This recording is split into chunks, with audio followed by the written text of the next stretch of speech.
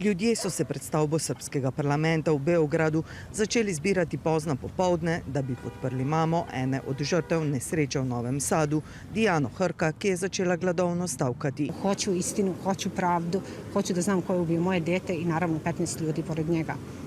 Hoću da se oslobode svi studenti koji su uhapšeni i naravno da Kukavica raspiše izbor. Prispele so tudi okrepljene policijske enote, ki so začele ljudi potiskati s ceste. Izađite svi na ulice, ona ne štrajkuje za sebi, za svoje, nego i za vas sve. Do poznega večera je pred skupščino prišla že več stoglava množica nasprotnikov režima.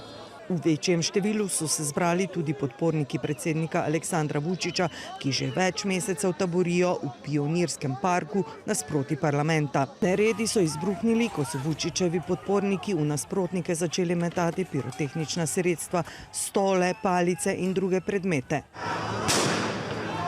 Potem, ko je v parku zagorel eden od šotorov Vučićevih privržencev, je policija postavila kordon med skupinama.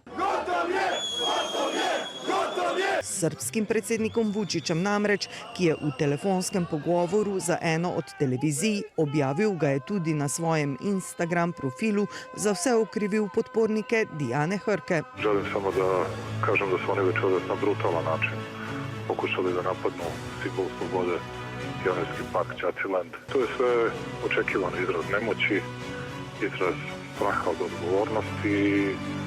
Pionirski park je bio i ostaće za njih neosvojiva tvrđava. Policija je zaradi povzročanja incidentov in kršenja javnega reda in miru pridržala 37 ljudi.